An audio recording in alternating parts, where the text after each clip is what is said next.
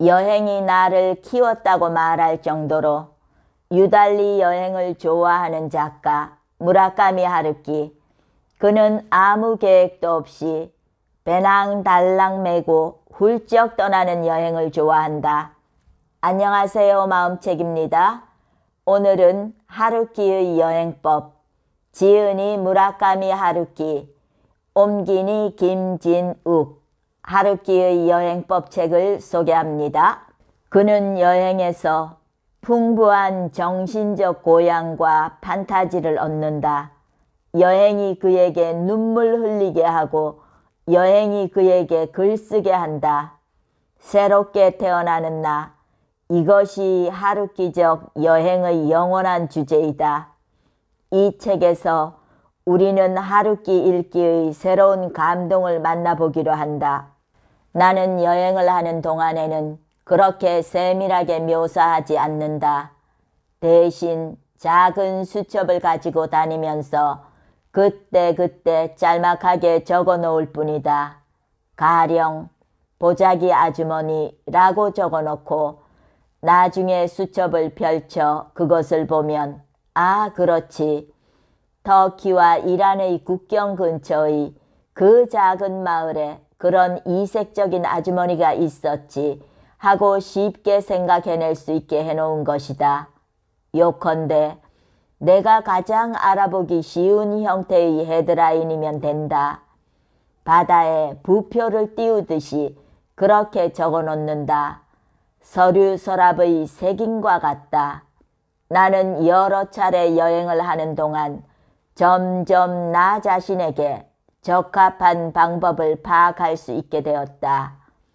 일시나 장소, 이름이나 여러 가지 숫자 같은 것은 잃어버리면 글을 쓸 때 현실적으로 곤란하니까 자료로서 가능한 한 꼼꼼히 메모해 두는데 세밀한 기술이나 묘사는 될 수 있는 대로 기록하지 않는다. 오히려 현장에서는 글쓰기를 잊어버리려고 한다. 카메라 같은 것은 거의 사용하지 않는다.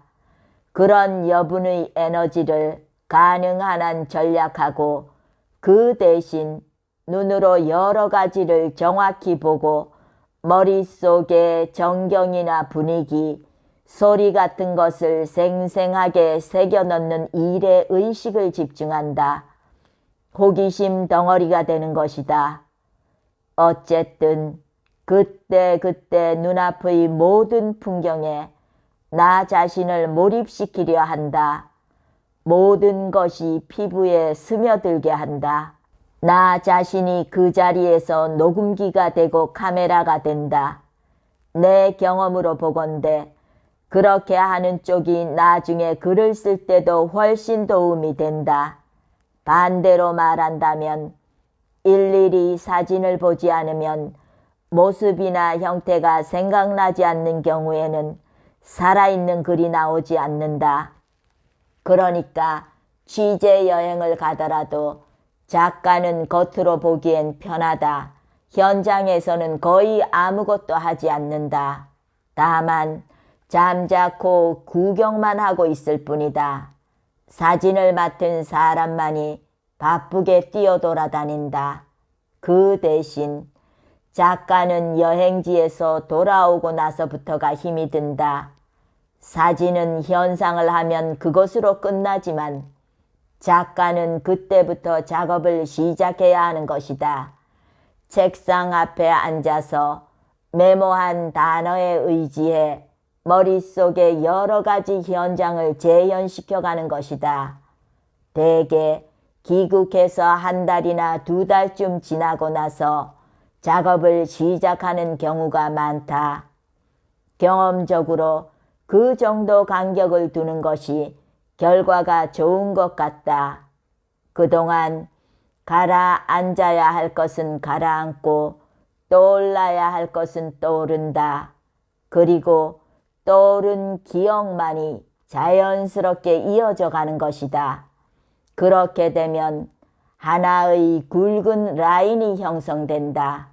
잊어버리는 것도 중요한 일이다. 다만 그 이상 오래 내버려 두면 잊어버리는 것이 너무 많아 문제다. 모든 일에는 어디까지나 적당한 시기라는 것이 있다. 그런 의미에서는 여행기를 쓰는 것은 나에게 매우 귀중한 글쓰기 수업이 되었다고 생각한다. 생각해보면 여행기에서 원래 해야 할 일은 소설의 원래 기능과 거의 마찬가지다. 자신이 정말 그곳에서 느낀 것을, 그 감정의 차이 같은 것을 생생하게 상대방에게 전한다는 것은 극히 어려운 일이다. 아니, 거의 불가능에 가깝다. 그리고 그 이야기를 듣고 있는 사람에게 아, 여행이란 건 참으로 즐거운 것이구나. 나도 여행을 떠나고 싶다. 연애란 그렇게 멋진 일이구나. 나도 멋진 연애를 해보고 싶다. 라고 생각하게 만드는 것은 그보다 더욱 어렵다. 하지만 그런 생각을 어떻게든 하게 만드는 것이 프로의 글이라는 것은 당연한 사실이다. 거기에는 기술도 필요하고 고유의 문체도 필요하며 열의나 애정이나 감동도 물론 필요하다.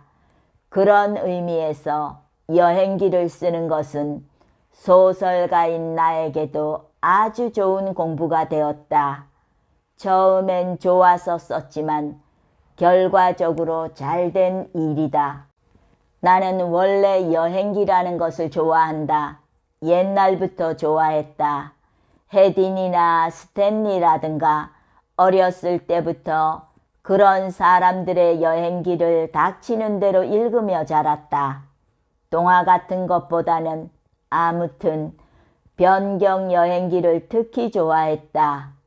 페이지를 넘길 때마다 얼마나 가슴이 두근거렸는지 모른다. 스탠리가 고생에 고생을 거듭하면서 콩고의 오지에서 행방불명된 리빙스턴 탐험대를 찾아내는 장면은 지금도 선명하게 기억하고 있다. 새로운 것으로는 폴 세로우의 여행기도 잘 읽었다. 잘 쓰여진 여행기를 읽는 것은 자신이 직접 여행하는 것보다 훨씬 재미있는 경우도 적지 않다.